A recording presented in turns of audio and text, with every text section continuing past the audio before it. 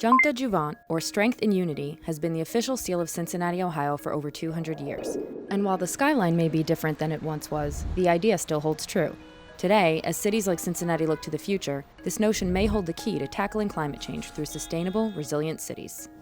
Yeah, you have the Paris Accord, global agreement, but when you look at the solutions that work, they're typically on-the-ground solutions at city scale. And you look at the number of people living in cities and the amount of emissions that are actually coming out of cities, it makes a lot of sense for cities to be the leader, the tool to help achieve these carbon reductions. Since the passing of the Green Cincinnati Plan in 2018, Ollie Kroner and the Office of Environment and Sustainability have created dozens of impactful programs for the city. Part of this work included successfully bringing their 2030 district online.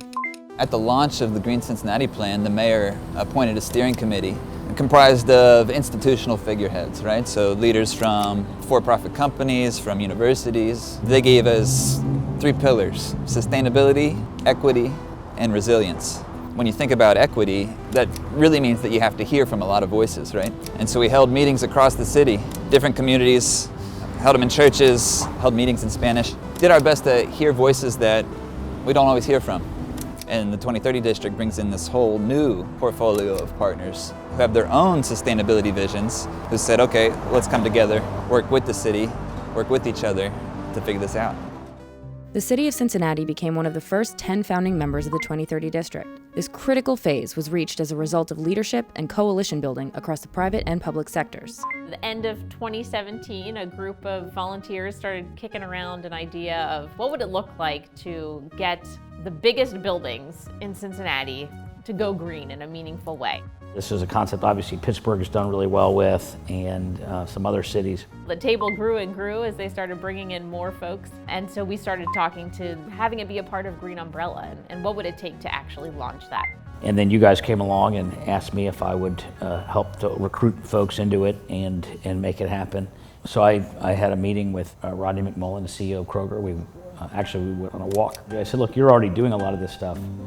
Let's combine forces and help create a sense of peer pressure on others to lead by example and ask people, not force them to do it because we don't have the legal authority to do it, but ask them to do it because it's the right thing to do.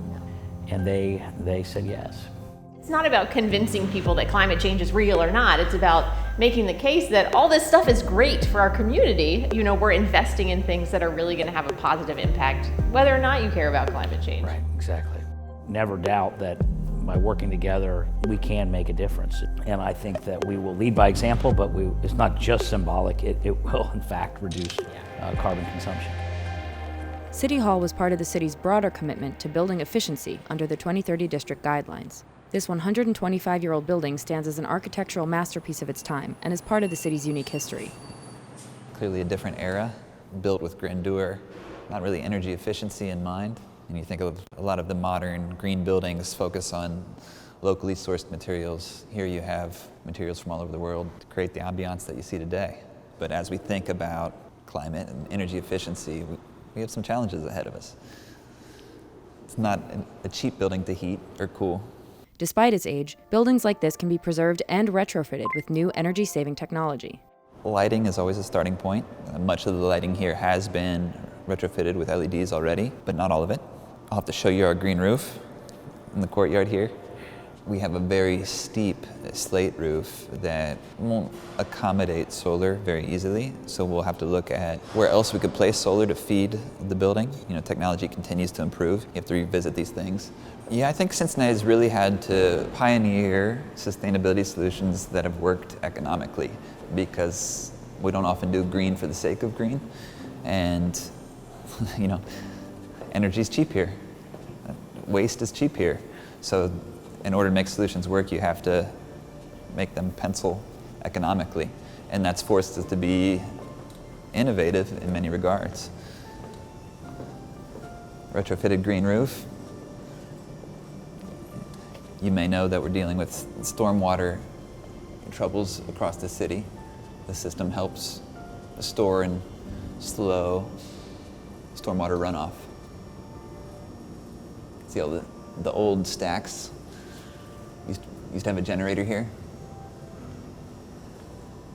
Things were a little bit different in the 1890s.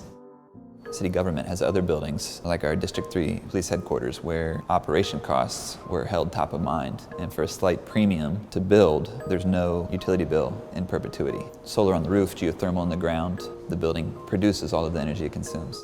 The District 3 police headquarters on Cincinnati's west side replaced an outdated 100-year-old building in 2015. This $16 million state-of-the-art facility utilizes some of the latest in solar, water, and technical solutions available to make buildings more sustainable. It's also the world's first net-zero police station, producing the same amount of energy as it consumes each year. What makes this building really special is that it is a city building that is on 24/7, 365. It never, ever shuts down.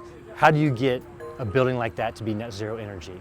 As cities everywhere look to invest in more energy-efficient solutions and partnerships, smart and cost-effective architecture continues to play a key role in the design of more sustainable buildings like District 3. Combined with green building certification programs such as LEED, which uses a point system to determine how sustainable a building is, meeting the lofty goals of a project this scale requires innovative thinking early on. So the real key to hitting a highly sustainable building is to start early. You leave no watt unturned. You try and test everything to see what is the most cost-effective and most efficient, most sustainable way to do it.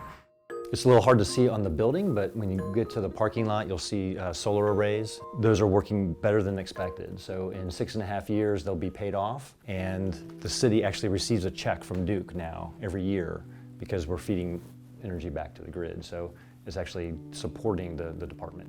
If you knew where we came from on Warsaw Avenue, where we couldn't even have a meeting in our own building because we had no meeting room, to the area we have now, it's just incredible. The open design lets a lot of natural light in. Now, sometimes it's the smaller things that can make a world of difference in the daily work life of the officer. There were many meetings that happened prior to the final design on what the community members wanted to see. That buy-in is critical. Some of the community comments that we received were parents saying, now they feel comfortable with their child going to visit the police station if they need help. This isn't California, it's not New York, right? This is a conservative mindset that looks at the realities of budget. If it can be done here, it can be done anywhere. Building on the recent momentum, Cincinnati is now constructing what will become the nation's largest municipal solar array, providing clean energy for the city's buildings well into the future.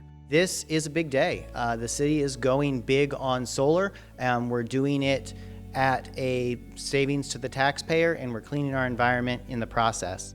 Just outside the city, a 1,000-acre soybean farm will be the new home to over 300,000 solar panels. Producing 100 megawatts of clean energy, it will help keep 157 million pounds of coal in the ground every year. When we set out to start this project, our overall goals were to utilize money that we were already spending. Utilize money that we were using to pump water, that residents were using to power their homes, to utilize that spend that they already have and choose where we're getting our electricity from. Using what is known as a purchase power agreement, the city will be able to lock in energy rates over the next 2 decades and save taxpayers roughly $1.7 million in the process. In addition, we have, with the 2030 district, we have businesses in downtown Cincinnati who are willing to also invest in solar energy. And our goal is to make it easy for them to bootstrap their needs onto ours. The last thing I'm going to leave you with is, due to the size of this array, on sunny days in the summer, city government for the city of Cincinnati will be 100% renewable powered through this array. It is that large. Cincinnati motto is stronger together, and I think that's really what we're faced with today. This is one of the most challenging issues humankind has ever faced. It's really an all hands on deck situation.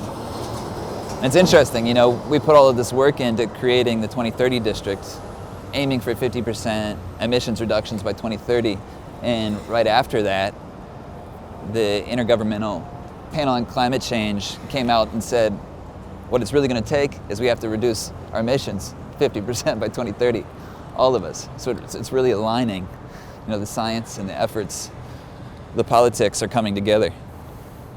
But no individual has all of the solutions, right? So we have to look to each other, look for opportunities to partner, look for ideas to share, ideas to borrow, to figure this out.